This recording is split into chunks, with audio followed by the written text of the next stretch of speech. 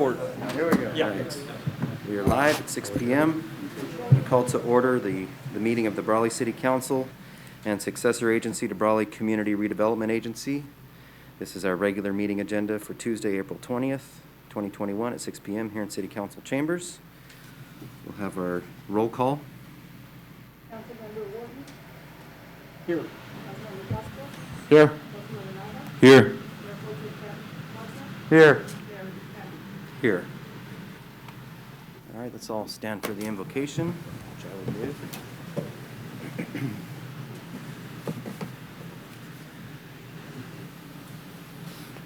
Let's pray. Gracious Heavenly Father, we are thankful to you again tonight for this opportunity to gather together and direct our city. We thank you for each person that's here, our city staff, Lord, for the effort that they put in each day to smoothly run this city. We ask that you would watch over our proceedings this evening, help us to proceed with wisdom, help us to make the decisions that are best for our city for the long term. We thank you for the protection that you've afforded our city. Thank you for bringing us slowly but surely out of this pandemic. We ask that you would heal those that are sick, protect our police officers and our firefighters and each one of our city employees. I ask this in Jesus' name, amen. Amen.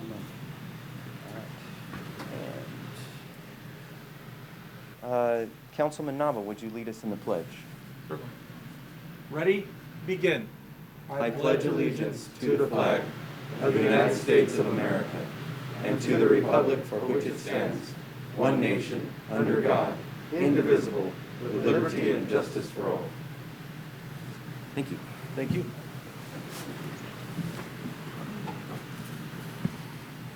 All right, item 1, I'm looking for an approval of the agenda. This is George. I'll make a motion to approve the agenda as written. Is there a I'll second. It's been moved and seconded. All those in favor? Aye. Any opposed or abstentions? Item 2, public appearances and comment, not to exceed 4 minutes. This is the time for the public to address the council on any item not appearing on the agenda that's within the subject matter jurisdiction of the city council. Anyone here to make a public comment? No? Okay. I've got a couple of emails or letters that were dropped off for public comment. I will read those into the record quickly. One is from Miss Mary Emanuele, to whom it may concern, Tyler Salcido and Brawley City Council. I am a concerned citizen of Brawley. Brawley is a wonderful community to live in. As a matter of fact, I believe it is the best community. I'd like to keep it that way. There are many neighborhoods in Brawley that have become huge eyesores. Properties and businesses are not keeping up their properties. The neighborhood I live in is close to the Travel Inn on Main Street. It's a complete mess. This is at the entrance to our city and makes for a terrible first impression. There are many businesses on Main Street and surrounding areas that are not kept up. I know a lot of these properties are owned by people who do not live here and probably don't care about the way they look. I can't believe there aren't some city ordinances that demand that owners maintain their properties. I own property in Moreno Valley, and twice a year they tour the city and tag properties that are not kept up, which makes the city of Moreno Valley a very clean place to live. If you're sent a letter, you're given 30 days to clean your property, and if you don't, the city comes and cleans it for you, and then you're sent a bill for the cleanup. If the bill is not paid, a lien is placed on your property. My wish is for the city council to enforce any existing ordinance, and if they don't have any, I would encourage you to create an ordinance that would force businesses and homeowners to keep their properties cleaned up. Let's make Brawley beautiful again. Sincerely, Mary and Don Emanuele. Also a letter from Nicole Rothfleisch. She says, Dear Mayor Hamby and Mr. Salcido, I'm writing to express my concerns about the Travel Inn on Main Street that has become a serious eyesore next door to my home. The vast amount of garbage and clutter that's accumulating around it is getting extremely unsightly and problematic. It's disheartening for me to work hard to maintain my property so that it looks nice while living 10 feet away from those who aren't taking any care to do the same, and it greatly impacts our property values as well. While this particular property is affecting my neighbors and me directly, I know that this is an issue all around our town. I would love for our little town to be one that takes pride in its appearance, but I also know that realistically that requires strong ordinances to be able to force those who don't care to adhere to our city standards. I strongly encourage the city council, the city attorney, the city manager, and the appropriate staff to work together to strengthen our existing ordinances and develop new ordinances necessary for the purpose of beautifying our city, or at minimum, keeping it from looking like a third world country. I also encourage you to drive down the alley between my house and the motel so that you can see firsthand what I'm talking about. Thank you for all you do to serve Brawley. I look forward to seeing this issue resolved in as timely a manner as possible. If you have any questions or if there's any way that I can help, please let me know. Your attention to the matter is most appreciated. Sincerely, Nicole Rothfleisch. All right, so thank you for those. I believe that that particular property was addressed by code enforcement or by Public Works, and they've done some cleanup efforts. So this is an issue that I think George has brought up a couple times. Bill Smurden has brought it up, as well as I think probably most of us here have had calls or issues, personal, direct issues with. A lot of times it's commercial properties or business properties that, for whatever reason, they just don't take the time, the effort to clean up in the alleys and so forth. And so I think there's something that can be done about that. A focused effort can be made on a letter writing campaign to these business owners with some teeth attached that make it painful not to clean up. But it's more a matter of just pride in your surroundings, and the people that take that pride, we appreciate that, and those that don't, we're gonna have to do something about that. So thank you for your concern to these two ladies that wrote in. Any other comments from council? No?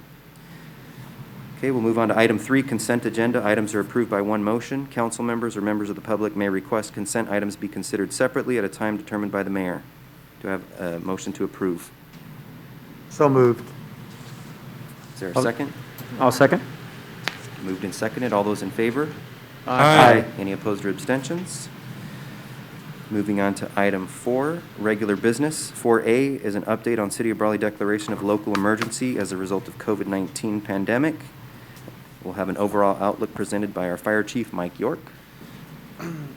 Good evening, Mayor Hamby, members of council and city staff. Mike York, Fire Chief. Tonight, as I bring you the current update for the COVID-19 situation within the Imperial County, I want to focus on just a few areas. As anybody who's been following the dashboard may notice, we're seeing increases along every metric. So our case count, our population rate, everything is going up. So the big question is, are we still remaining in orange tier? Discussed with members of the county staff, and the answer is yes. We will continue to maintain an orange tier. As to no one's surprise, some of this guidance from the state has changed. However, we did get a release from the Imperial County PIO's office this afternoon. The state has said that if we continue our increase in our numbers, our metrics, for 2 consecutive weeks, the state may decide to reassign us to a more restrictive tier. So currently we're remaining in orange, even though our numbers don't match the orange tier, and we will be reevaluated after 2 consecutive weeks. Excuse me. Major news in the Valley. So as many of you remember, the Imperial Valley College was used as an alternative care site for many months throughout this pandemic. As its use increased and decreased, when it was shuttered last, it was changed to a QIS, which was a quarantine and isolation shelter, which was being utilized primarily for persons that had come across the border and were in some sort of detention or custody. That has been closed down, and those persons are now being handled through alternative means. The alternative care site, which was shut down, has been actually removed to the Imperial Valley Expo / Fairgrounds. It's not opened. It's not even in a warm state. They've just moved all the equipment and supplies there as a contingency if our numbers increase dramatically. There's no plan as of right now to increase it. Locally, our Brawley Fire and EMS response has remained rather static. We're not responding to COVID positive calls near as much as we were, and our numbers remain the same as our last report. The big news is within our COVID-19 vaccinations in our local area. All agencies, all departments that have been participatory in that endeavor have done a fantastic job. As of yesterday, 92,319 doses have been administered within our county. So we have fully vaccinated just shy of 38,000 persons, and we have another 17,000 awaiting their second dose. And I've been assured that those supplies are available and we are no longer having the issue that we discussed many months ago where people were having to call, I believe it was 60 some odd times, or have the website crash, etc. It seems that the reports have been that people are able to get their appointments rather easily. And as a matter of fact, there's been some vaccinations where there's actually been leftovers, which is a good thing. It means that our supply chain has been stabilized. Locally within Brawley alone, 7,700 people are partially vaccinated and 5,500 are fully vaccinated. And the state tier has allowed across the board 16 years and up to receive their vaccinations. So pretty much entire population is now eligible. Those vaccination clinics are advertised across multiple media, and I highly suggest that if anybody is interested in the vaccine to look at those areas. Imperial County websites, the Pioneers Hospital social media sites is another one, and those vaccines are out there for anybody who's willing to participate. If there's any questions, I will do my best to answer. Just one. Why do you feel that our numbers are going up, but the number of vaccinations are also higher? Is there going to reach a point that we anticipate when that will make a difference in our numbers? Or are our numbers going up because of some other outside influence? Or is there something going on, and why would we be doing that? This is my opinion only and not based on any sort of studied or metric. My Sure. opinion is our numbers are growing up because there's an overall attitude across our valley of it's becoming safer. We're seeing more and more people that are willing to gather, congregate. We have more businesses open. We're seeing just a lot more return to normalcy as best as possible. And there's going to be a spike. There is something interesting that was noted in our last EOC meeting that while our numbers are increasing, our hospitalizations are remaining low. So the people that are testing positive are thankfully not as acute. They're not requiring as intense care. We still have some people in the ICU. We still have some people on ventilators. But the overall majority, when we're seeing, let's say this time 8 months ago, when we had the same number of people that were currently positive, we saw our hospitalizations a lot higher than we are now. So either they're not getting as sick or the treatments that they're seeking are working better. Is it possible that the older people are getting vaccinated, and I put myself into that older group, that as age increases, that more people are being vaccinated? It's maybe the younger people that are getting together more, and maybe they're the ones that are showing COVID positive, but maybe they're not getting hospitalized or maybe not getting as sick. I don't know if you have any data on age groups, but I mean. The only data on age groups that we have that's being tracked by the dashboard is unfortunately deaths. We're not showing really the tracking on the age groups with the highest positivities, et cetera. But it's entirely possible. We are seeing, not that I'm advocating against it, but we're seeing a lot more congregation of our youth as schools and programs are starting to reopen. That's going, no matter what we do, and when we start having sports events, we start having school, there's a potential for a vector there. It's a calculated risk. It's one that our state, local, and county public health departments have taken into effect, and all of those agencies are operating under their guidelines. Okay. I mean, yeah, I don't know how you can call that. I mean, it's kind of seems inconsistent with what we're trying to do, but I mean.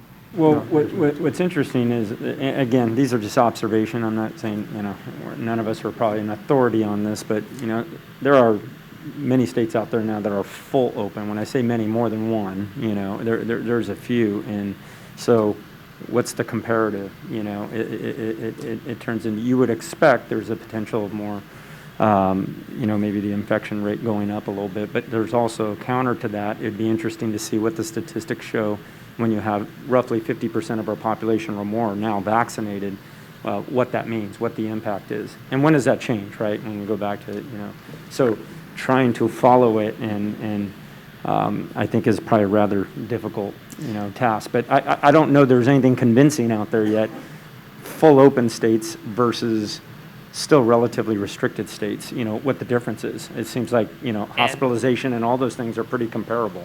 It is very difficult to compare. lot of very in-depth mathematics are involved, and there's a lot of variables that can get injected by both sides, whether it's pro-opening, pro-close, or even the people that are just very much pro-health that want to balance those two ideals. We are still on track for the June 15th date that Governor Newsom announced for quote-unquote fully opened.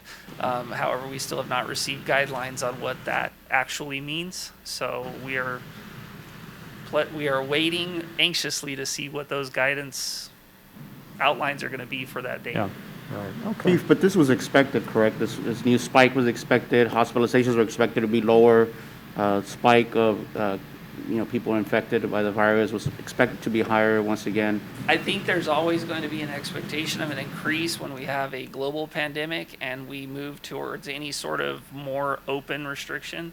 And I think it just has to be balanced between what is reasonable and what is sustainable.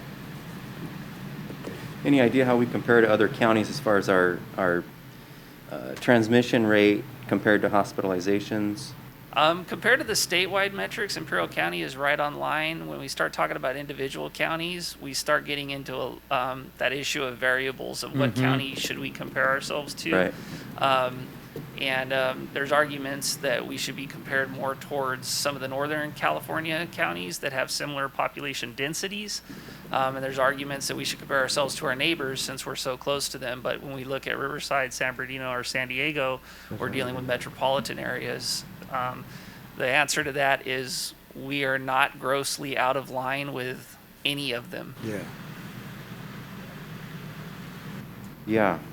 And we don't appear grossly out of line with our neighbors in the to Arizona Right, side exactly. either. I was just No. looking There at may those be a little numbers. more open, but I'm not so sure. So I think Yeah. that in some ways, we look about the same. I mean, Yes, sir. That might- We've tracked very closely with Yuma County throughout this pandemic, regardless of our different placements and different response guidelines.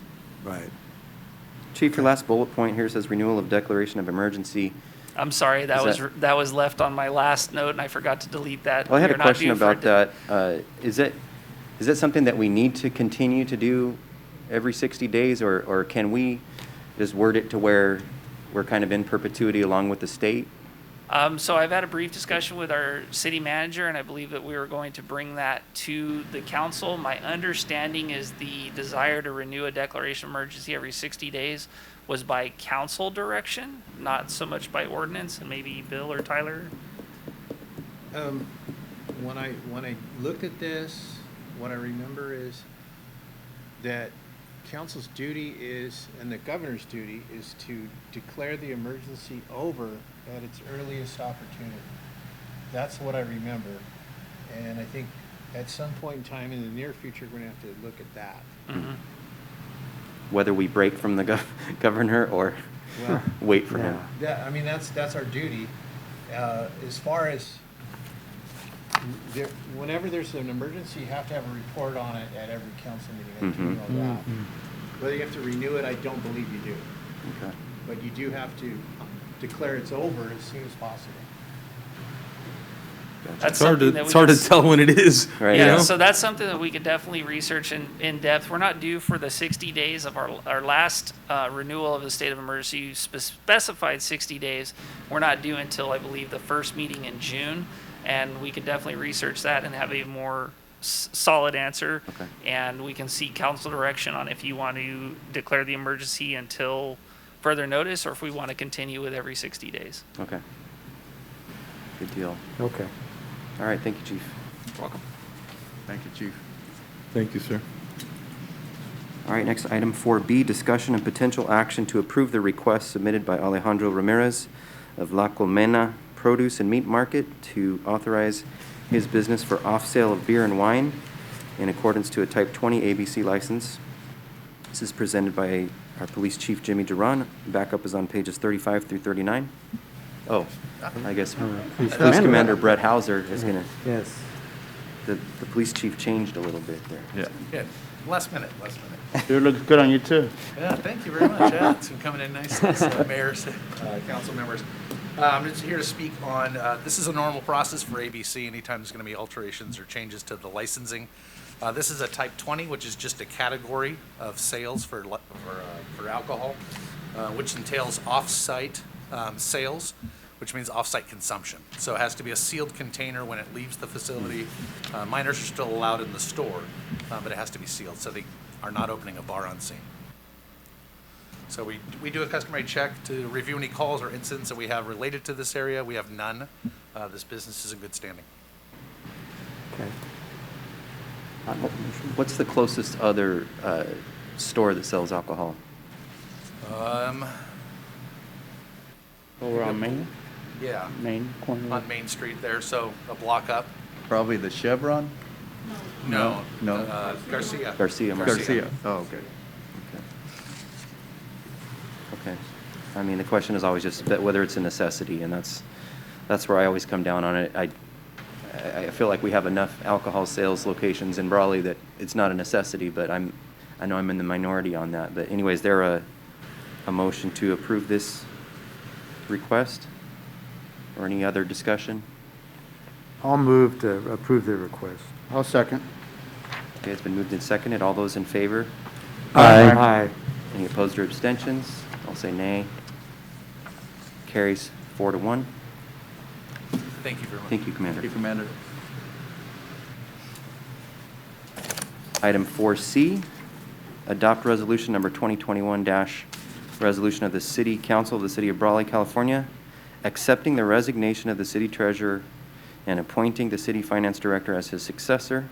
This will be presented by our city attorney, William Smurden. Backup is on pages 40 through 43. So anyway, as I explained in the backup, I was supposed to be city treasurer until the late city treasurer's term expired, but when our finance director became city manager, it wasn't appropriate for him to be city treasurer, city manager, and finance director. That was a little too much power concentrated in one person.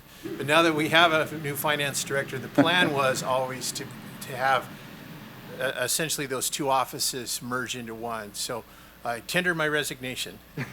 It's not accepted. We're not going to accept it.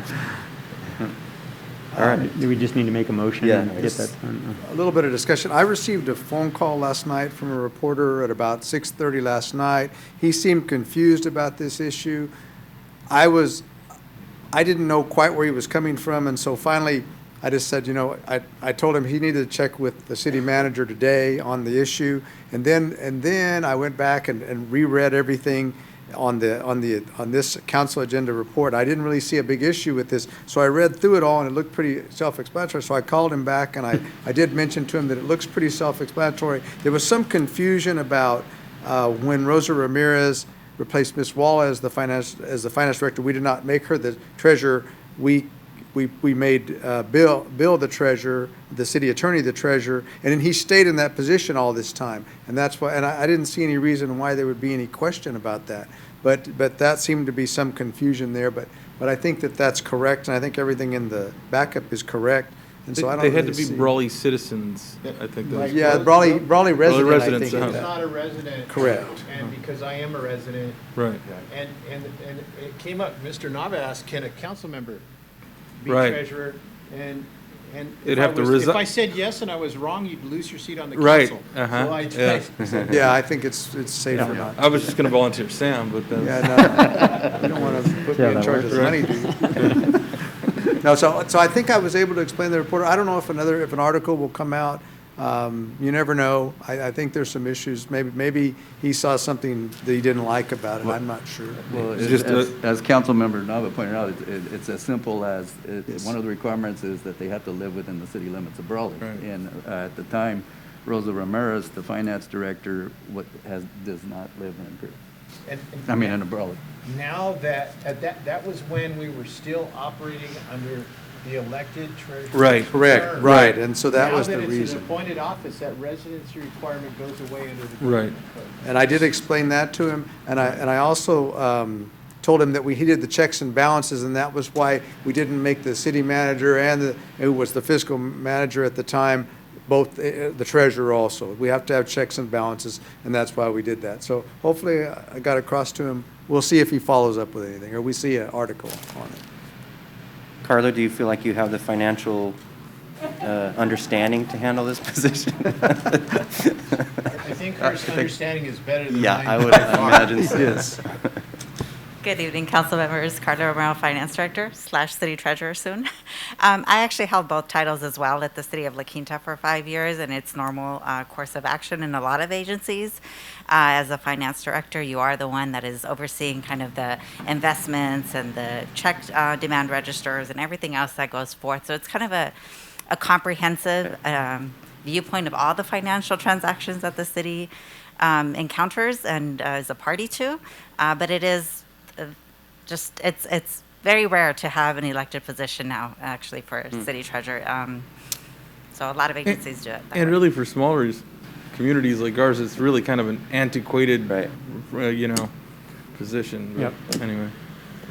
Yeah, some of the busy work that you just want to hand some citizen who wants to be involved that way. But Well, I'm sure it made sense at some point. Yeah. Yeah.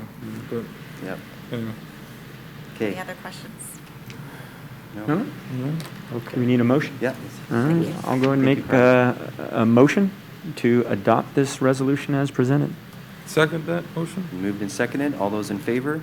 Aye. Any opposed or abstentions? It carries. Thank you, Ms. Romero, for taking that role. Item 5, this is an informational item. 5A, it's a record of building permits for March 2021 in the city of Brawley. It's prepared by our interim building official, Oscar Escalante. Backup is on pages 44 and 45. Item 6, departmental report. 6A is an introduction and questions and answers to the Urban Water Management Plan Update 2020 and Water Shortage Contingency Plan prepared by Leon Rowe, presented by Public Works Director Guillermo Cias.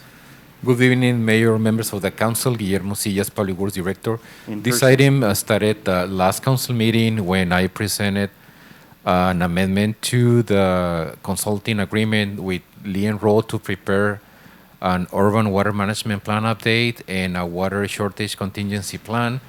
And I have invited the consultant, Leon Rowe, to provide a brief explanation and presentation about this plan and to answer any questions that the council might have. Great. With that, I'm going to pass the voice to Leon Rowe, engineers.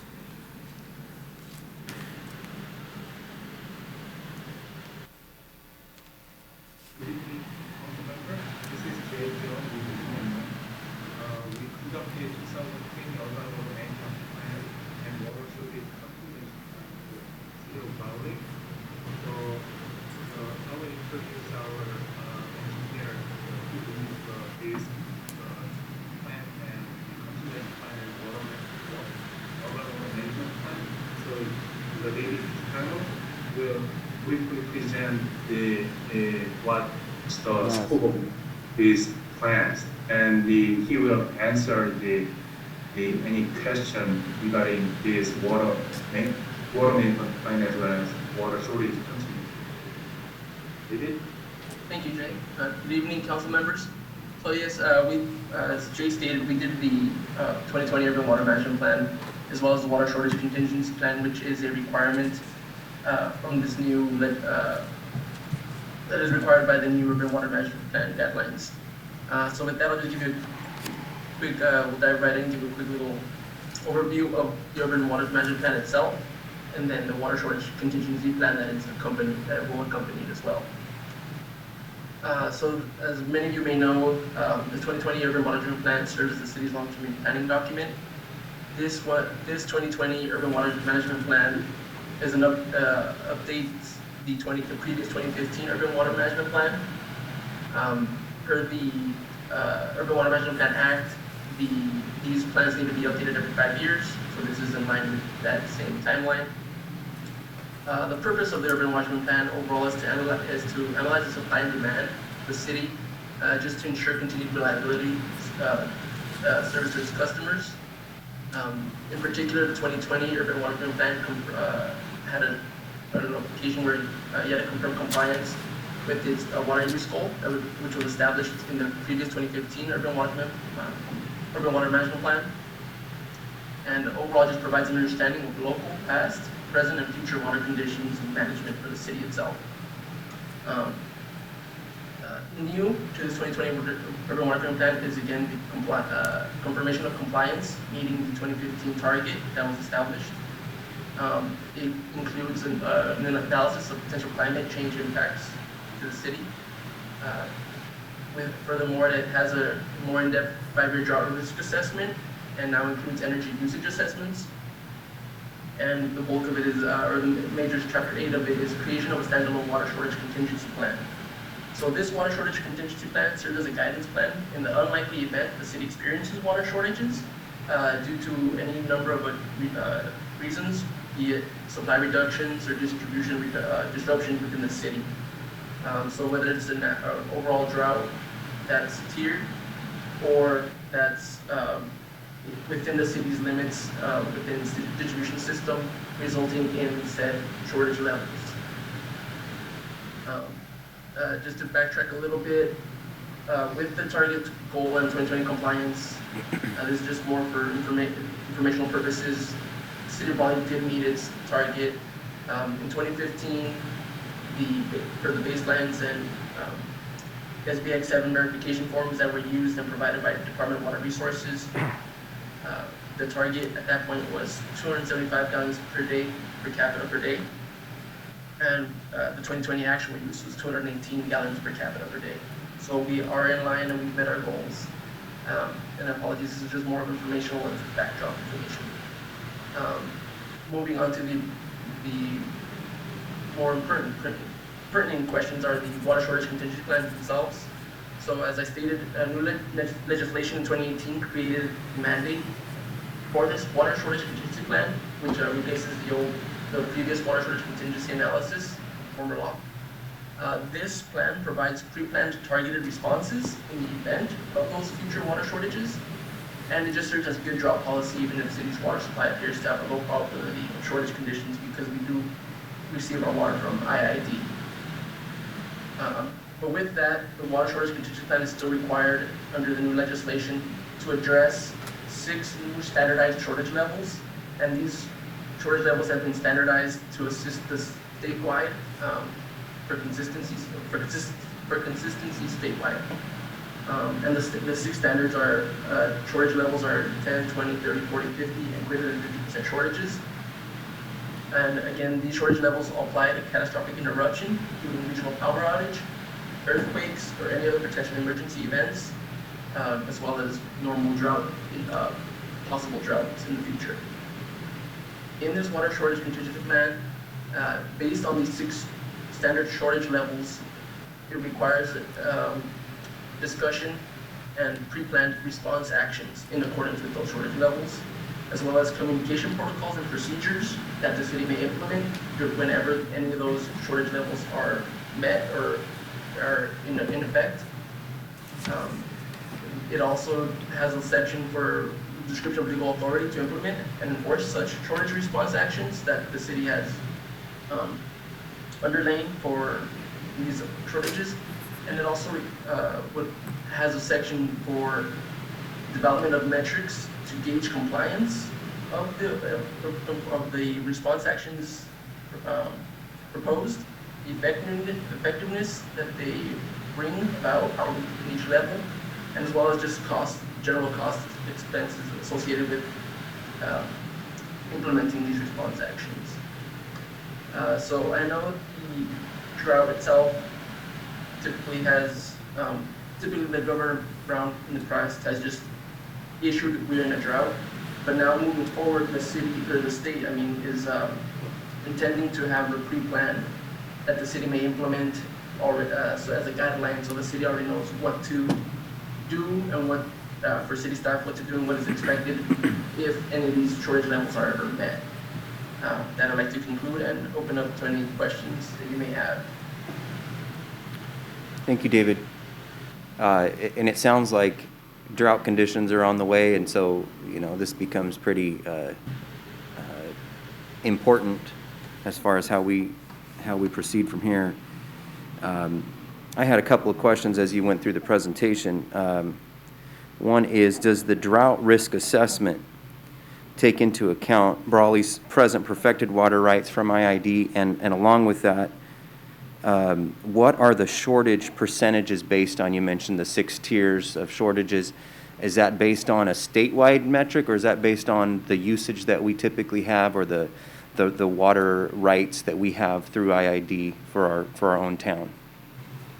So, I'll give, I won't speak out of turn and be part of, so I'll get further confirmation from the State Department of Water Resources.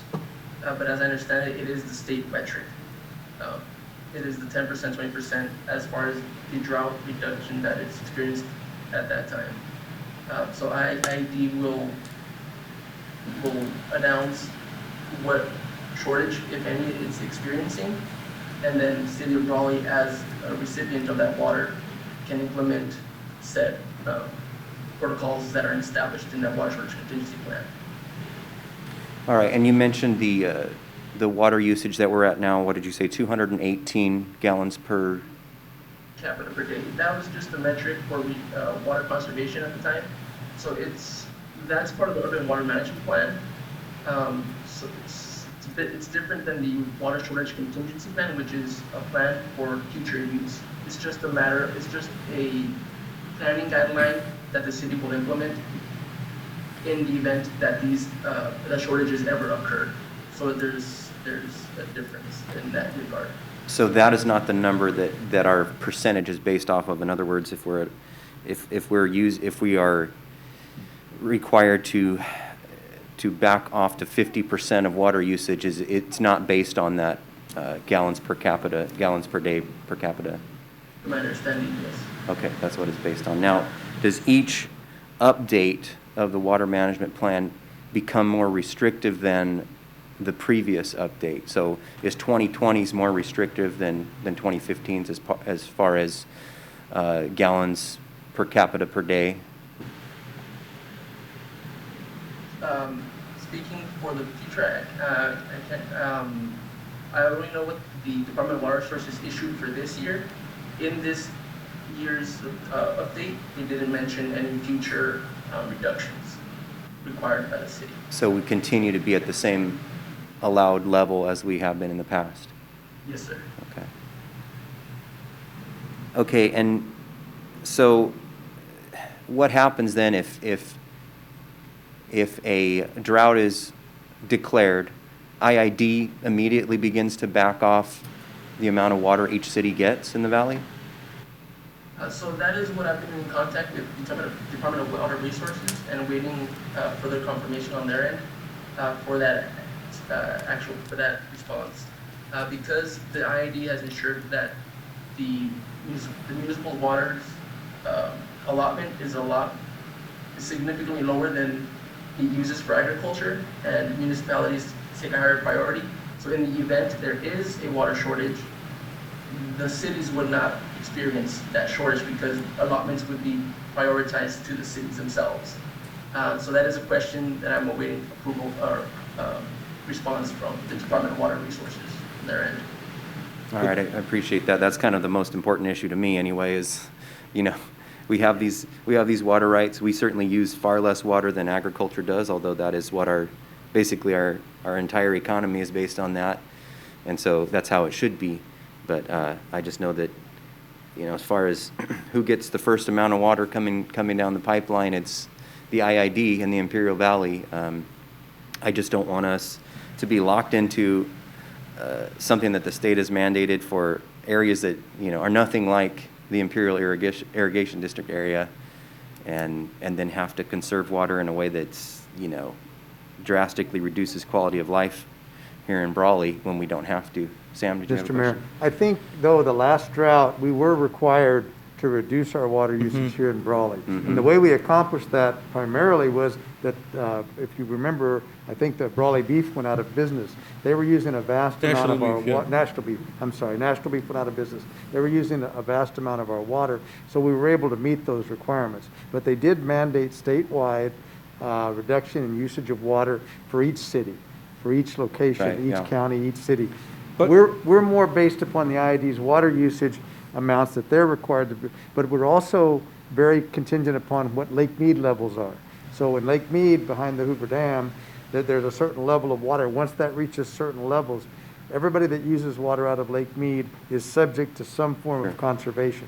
So I can see that happening, but I can also see in a statewide drought that we would be required to conserve water just would as be. the other places do. And just, Correct? water rates also were increased. Right. So that decreased the usage. So we also were conserving water in that capacity as well. So that's what would be expected. And so we did have to do that in the last drought. So anticipating this coming drought, there probably may be some percentage of water that we would have to reduce here in the city of Brawley. Yeah. I'd be very interested to find out, what the what the ramifications are of raising water rates. I think that wasn't a planned approach.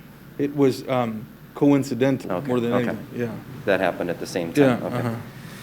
Yeah, I was going to say. But it resulted in the Yeah. reduction. Yeah, I was going to say if we raise rates just so that people will use less water, it's. No, we raise rates because we have critical infrastructure Yeah. costs Right. that we're not going to catch up That makes more with yet. sense. There were a lot of things that we had to do, like not wash sidewalks, downtown. There was a whole lot of things that we Unless could it was not for a do. safety issue, and Correct. it really starts to look terrible. It looks bad. Yeah. Everything will look bad because the grass will die in many Yeah. people's lawns, the grass dies, and things happen. And the city is restricted in some cases in keeping the parks green, all of those kind of things. Yes. That happens during the drought. Hopefully, we will not be impacted as much as other areas of the state because of our IID connection Right. and because of our Colorado River water allocation. However, we're all probably going to be faced with that at least sometime in the future. Yes, and that's, obviously we don't want to be wastrels, but at the same time, there are certain things in Brawley that make life difficult anyway, being here in the summertime and that kind of Yes. stuff. So I would hate to lower the quality of life any more than necessary, and especially if we're only doing it because everybody else has to do it and not necessarily because the water's just not there. Yeah. So I would certainly want to consult with IID if a drought contingency plan were enacted, just to make sure, look, do we have to do this or not? If the water's there, we use it or we lose it, and I certainly don't want people to go without here when they don't have to. So. But I think it was still a mandate Yeah, it for was. cities to. State mandate. State mandate. Yeah. And then I just wonder what's the consequence of not abiding by that mandate if the water's actually there to use, and Probably fine us. Probably wouldn't they be might. a Good idea. Also, and just to add, if I may, it's also intended in case there's like a disruption within the city itself, like an earthquake damages some of the pipeline. So not on IAD side, but on our side. Yes. That results in an equivalent of a 10% shortage. Perhaps there's a leak that's reduced our supply that's coming out. So it, in effect, results in a 10% equivalent 20% reduction. This water shortage contingency plan is also intended to just serve as that guidance for we're experiencing this shortage. What are the protocols and what are the communications that we can give out to the city? So it's intended for that as well. Okay. We had a pipeline repair a few years back where we did use the water in our holding ponds. Uh-huh. So, Yes, and we we did, had yes. enough reserve to use. Yeah. But yeah, that's another. And that's good, and that's understandable. Just this other side of it, it seems a little menacing to me, so that's why I wanted to have the extra information. So appreciate your presentation on that. Thank you. Anybody else have any questions? No? Okay. Okay, in that case, are we needing to approve this tonight, or? No. I believe that was approved the last meeting. Yeah, It was Oh, just was item approved, but if you want to ratify the approval of the preparation of this plan, contingency plan. Okay. Had some questions, I think, last week. Yeah. Okay, good deal. Well, thank you, Thank you. gentlemen. Thank you. Thank you, Guillermo. All right, we'll move on to item 7, city council member reports. We'll start with Councilman Castro. You know what, I'll save it for next meeting. Okay. So nothing to report. Councilman Wharton. Thank you, Mr. Mayor. Just a couple items real quick. Just this last Saturday, I did feel like I stepped out of the house for an actual event, but the Dubs annual Monte Carlo night, which has not occurred, obviously, as of last year and including this year, but that great organization, Imperial Valley organization, got together and they had a virtual drawdown as well as a virtual silent auction. And I believe by all measures went very well. And just as a reminder, Doves is one of the longstanding organizations. I think 30-plus years. I know Mayor Pro Tem Couchman's wife is a member of that. Yes. Mine is a recent member of it. Yes. And maybe that's how I ended up there, to help kind of co-host the drawdown. And but what was nice is a couple of the grant recipients, including Boys and Girls Club and CASA were there to participate as well, online. So again, great event, and hopefully next year we can kind of go back live with Monte Carlo night. I know that's always been a successful Valley event. Other than that, had a visit with our Parks and Rec manager, and a very good visit. It was through the inspiration of Just Do It from Councilmember Nava. I made a point to reach out so we could talk about a project concept or idea that I brought up a few years back about not being an official city event, but something that I think as a private committee and some supporters in the health and wellness space could come forward and maybe bring one of the first small mini triathlons, that type of event to Imperial County, much less, city of Brawley. So clearly there's some things that we got to look at. And maybe just starting there, that early conversation. So taking some early steps, and hopefully I'll be able to get a kind of rally that committee again and get us together and see what that type of event would look like. So anyways, early warning to all my fellow council members and staff. Sign me up. Ready to get, I would recommend getting your bike, even though it's starting to warm up, out of the garage, air up the tires, blow the dust off it, start riding around the block, whatever you're going to do. Nope. No. Yeah, you will, Sam. You show up at all the 5K, as long as they say walk, not run. But I'd be run over. You can run, and Sam's a big You could supporter. just include, if you include gossipy as part of one of the events, he'll be there to gossip. I work my mouth. Yeah, I work out my mouth. Would it be a violation of the Brown Act if all 5 of us participate, as long as you keep it separate, long as certain we don't distance? speak. Or We're not voting on it, Put duct tape. We can That's put it. some duct No, tape. no on it. excuses Yeah, there. yeah. I think For any of us. we'll naturally separate over the Yeah, 5K. yeah.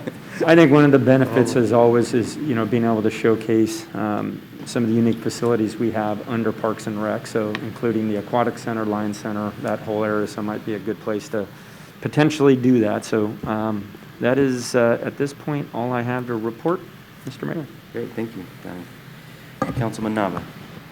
I'll try to just keep it super short. I did meet yesterday with a community member, a senior advocate community member who's well engaged in our community, along with our city manager and our Parks and Rec manager. The conversation was very productive, and so we met here at the council chambers, and some good information came from that. And I think that we can tie some efforts that we're making on our city side with his efforts, and I think it's going to be very good. And going along, and I'll talk more about it at our next meeting. I don't want to kill too much time, but the city of El Centro participates in like a wellness group for their employees. I want to help create one for our employees and for us, and so and that may end up ultimately tying in with some other health challenge or something else. But I'll talk more about it in the future. There's a few other things, but I think they can wait until our next meeting, so I appreciate the time. Thank you. Thank you, George. Mayor Pro Tem Sam Couchman. Well, I don't have a lot to report. I was involved with the Doves things kind of behind the scenes more than Donnie, because my wife's a member. And I guess that was a very successful event, and they raised quite a bit of money for charitable causes here in Imperial County. And also interesting, I was at a gathering, a funeral actually, this last week, and someone approached me and said that they had seen the presentation by Carla Romero regarding our taxes and how the taxes are utilized. This is a local businessman. He said he was very impressed with that presentation and said that he could now pretty much be supportive of the utility tax, which is a real plus for us here in Brawley. And I think if people like that are impressed with the presentations that our city staff does, then we have a lot better chance of of making people happy with the taxes, with the things that we have to put into place. And I think explanation is very important. And if they're coming around to that, he was very impressed that he did not know, the small percentages that we receive in taxes from all of those things. I think they think that we just get all those taxes and we go spend it, but that's not really the way it works, and our funding is very limited. And so, but I thought it was very interesting that he actually came up to me and said that. And so I want to send a shout out to the city manager, Carla, and everybody involved in the city, because I think those kind of efforts make us work a lot better here in the city and make things better for everybody. So, and with that, that's my report. Thank you, Sam. Thank you. Yeah, we really appreciate that succinctness of that presentation, because it makes it easier for us when we have to answer questions. So, okay, I got, let's see, we got to watch the Bell game on YouTube, and I Didn't watch that. Yep, I did that too. I forgot it about was that. nice to see Fire Chief Mike York and Police Commander Brett Hauser kind of leading the line of people that they were honoring for first responders and frontline workers. And Reach flyby. yeah, the Reach flyby actually flew right over. Yes, My son and that's I were in the cool. backyard when the helicopter went over our house, so that was pretty cool.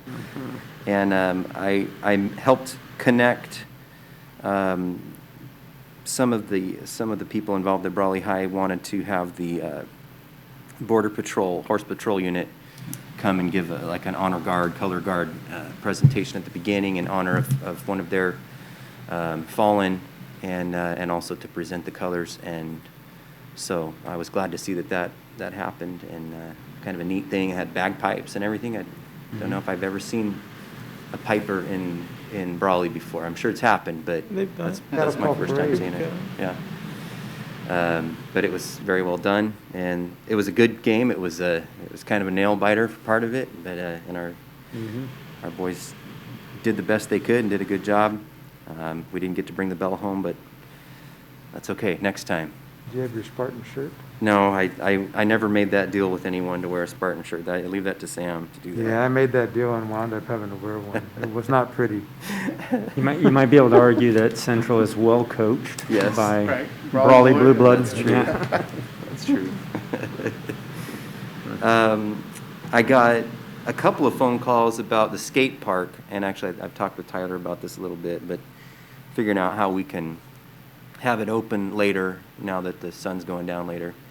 But so hopefully we can make that happen for those that like to skate, and that who we'd rather have skate in the skate park than, say at the transit station or somewhere else. I remember when I was a kid, my older brother was really into skateboarding, and I remember he had a bumper sticker or something on his board that said skateboarding is not a crime, but they can commit crimes while they're skateboarding sometimes. So Would you call the police on him? No, I didn't. You Not threatened for him that. with it? Not for that particular reason, but anyway, so hopefully we can make that work. Also, I was invited to come and present the proclamation that I made at the last meeting in March for Autism Awareness Month, and I presented that. The Autism Support Group asked me to present that to Katie Santillan, because she does a lot of work at her office at Ivy Respite with the San Diego Regional Center and the Inland Empire Regional Center and other organizations that work with those on the autism spectrum.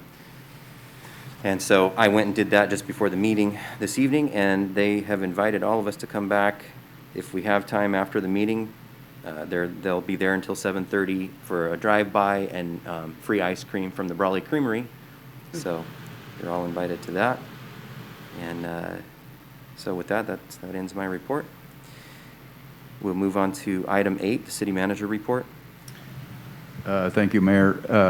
In regards to the comments about the skate park, we have already adjusted, working with staff from police, the CSOs, to extend the hours already, but we're working on plans to keep it open even longer as you say, as the nights are getting longer. But there's been a slight adjustment already where it's been extended hours for probably 2-3 weeks now. Okay. And other than that, just want to give a heads up to council. Next agenda will be pretty packed, and might want to bring a sleeping bag. So Yeah. it's going to be a good one, a long one.